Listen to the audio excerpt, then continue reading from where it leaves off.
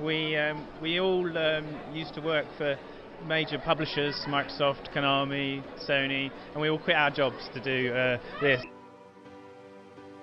What is up, you guys? This is Space Kryptonite, here to bring you the history of Robocraft. So what was the evolution behind its creation, and how was the game like back in the old days? To help you get all comfy and snuggled, I have decided to bring Sheep Wielder along to help bring the history of Robocraft for you. Greetings, history lovers. So without further ado, let's get started. Let us begin at the source. Robocraft was developed and self-published by a company calling itself FreeJam. Originally, FreeJam consisted of 5 developers with a combined 50 years of industry experience. They formed together for the sole purpose of creating Robocraft, a simple game idea that would one day become a sensation. These 5 developers were Mark Simmons, Richard Turner, Brian O'Connor, Edward Fowler, and Sebastian Mandela.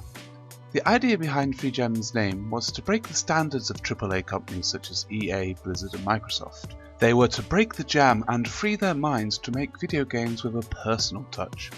Despite what you might think, the core's game's development was to come from listening to the players and sculpting their game accordingly. But keep in mind that what the players might immediately want might not be what's best for the game as a whole. The vision that FreeJam foresaw for Robocraft was to make the most perfect computer game inspired by the people for the people. Okay, gotta stop sounding like space. Think sheepy thoughts. Ain't nothing wrong with that. Anyways, the game itself was publicly introduced to the world on March 7th, 2013. Its trailer was released a month later, known as Prototype version 0.1. This was the origin to the eyes of many and brought forth what Robocraft would bring to the table. This was the motto of build, drive, and fight. Ultimately, the game centered on the player's ability to build a good robot, learn its capabilities, and fight other robots. Being in its early stage, there was no multiplayer or AI bots or even weapons. Its core parts available to the player were plastic cubes, which were normal cubes, heavy cubes, which were just heavy plastic cubes, windshield cubes, wheels, vacuum cubes, which were the old names for helium, the pilot seat, and thrusters. The game's aesthetics focused on a semi-realistic world on Helium Crater, the first map of Robocraft. While the game was still in its early core, players digged the style of the game and enjoyed it. It was clearly a game with potential, and players were drawn to the endless possibilities. Where was Robocraft going to go from here? The development stage was full throttle as FreeJam decided to deliver updates on a weekly basis. As such, players were to evolve with the game. Granted, this may look like they were rushing the game, but in reality, building a game is easy, but sculpting its final design is the toughest challenge. Space 2016. My quote, copyrighted, don't touch it. A variety of features were added within just a few months. There was the creation of the RoboMaster, which was your tool guide when building and editing your robot. Then there was the introductions of levels 1 through 5 for wheels. At this point, parts were labelled levels instead of tiers. The higher the level wheel, the more health, grip, suspension and horsepower it contained. Seems simple at first, but things were going to get complicated. With more types of parts being added, this led to the creation of the Cube Depot on April 30th, 2013.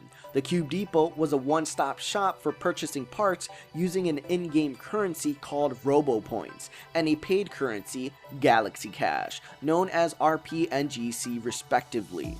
All players were given 1000 RP and 35 GC to work with. Players were not able to earn these currencies since there were no weapons, nor were there robots to fight. Soon after the release of this update, the official Robocraft Forums was implemented to the website. This gave a way for players to give their feedback about the game. Instantly, the cries of the masses could be heard. Heavy cubes OP. Free game is pay to win. RC needs more drones. Why? Because. A tradition kept to this day. The game was great, but it needed more interaction. This resulted in the birth of AI bots on May 3rd, 2013. AI bots were bots that would roam around the map and introduced a way for players to earn RP. No, there were no weapons to use to destroy these bots. The player would follow the AI bots around and wait for them to eject RP for you to collect. These poor AI creatures, much abused today, were the lifeblood of players and loved by all. How the mighty have fallen. I still love you, Gary. Anyways, the leveling system was added about a week later. Players were able to level up by collecting RP. This was the advent of progression. This worked for the time being until the release of Robocraft's first weapon, but before its release, a RoboTip series of videos were produced and uploaded to YouTube featuring CEO Mark Simmons. Hi, this is Mark, and this is our first Robo Engineering Tips video. The camera will focus on the back of the vehicle, giving me a better view.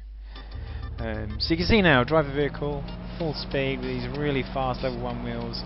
These wheels are really powerful, have loads of acceleration and grip, so loads of chances for flipping over if you don't build it correctly, but you can see. The goal of these videos were to help players understand the building mechanics of the game. Make a robot too short and you are more likely to flip or spin out. Make a robot too narrow and you will flip when making hard turns.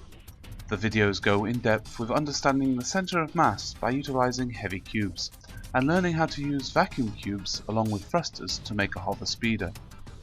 What makes this point of history special is that a FreeJam developer took the time to make tutorial videos for players to help them get an understanding of how to create a stable robot in Robocraft. At last, the time for combat arrived. Pew pew! This was the birth of laser cannons on May 17th, 2013. This update featured level 1 laser front and top mounts and was the start of Robocraft's combat. Within 2 weeks of this update, level 2 through 5 lasers were added with both top and front mount versions. The lasers provided a way for players to destroy AI bots, which would drop RP from parts shot off. Of course, the game felt like practice mode since the AI bots were not scripted to shoot at the player just yet. A week later, thrusters were remodeled, generated more thrust, and range from level 1 through 5. Robocraft evolved into Minecraft. Robocraft introduced a day and night cycle update on June 7th, 2013. The map's environment was revamped and enlarged. You were able to put those fancy headlamps to use. The game at its core was aesthetically good and was on the road to providing more features for players to tinker with. The first huge update was the release of the Bots Fight Back on June 21st, 2013. This update implemented a variety of AI bots along with their ability to fight back. There were also new items added to the game, which were level 1 through 4 RP collectors and level 1 through 3 enemy radars. The RP collector was made to help gather RP by magnetically pulling them to your bot. The enemy radar helps detect nearby enemies by pointing towards the direction of the closest enemy. Another huge feature that was introduced was the auto repair system. Previously, when returning to the mothership with a broken bot due to AI fights, the players had to decide whether to pay in RP for repairs to be done or not. The repairs would replace any damaged chassis cubes with new ones. Other components did not require repairs at this time. The auto repair system wasn't a huge loss of RP, since the repair costs were cheap and earning RP from AIs was not difficult. Some players enjoyed this feature as this made the players learn and pay for their mistakes, and ultimately get good. In its time, Robocraft updates were not provided automatically. Players had to manually download the game from their official website for each update. Dedication was required. With the magical powers of Sebastiano's pizza cooking skills, the birth of Robocraft Launcher was released on June 27, 2013. This launcher, in its early stage, did its job of providing information on updates and would automatically update Robocraft to the latest version.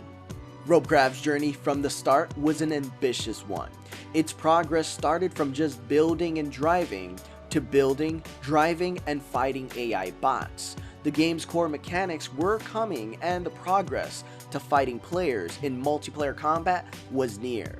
The fun was only just getting started. So that pretty much wraps it up for this episode. Let me know in the comment section down below your story on how you were first introduced to Robocraft. As for me, I will save that for the History of Space Kryptonite. Yeah, we'll save it for then. I want to thank Sheep Wielder for being a part of this collaboration. Also, be sure to click his avatar to check out his channel. He has some awesome mockumentary videos, which I am sure you will enjoy. Episode 2 of the History of Robocraft will be coming soon, so just hang tight, my fellow cadets. I will satisfy those historical cravings. I want to thank you guys for watching. Don't forget to like and subscribe for all your robo needs. And until next time, this is Space Kryptonite And Sheep Wielder. logging out. We will catch you guys later. So, Sheep Wielder, how did you get into Robocraft? How were you introduced to Robocraft? Well, I played another game, but it sucked. However, there was this Miku girl. She showed me Robocraft. She loved to heal, and I was an SMG cruiser. Thus, we were unstoppable. Alas, she left. True story. Dang. That, sir, is a pretty noble story. I'm still here. Oh, yeah, sorry. We'll just end the video, like, Call right me. now.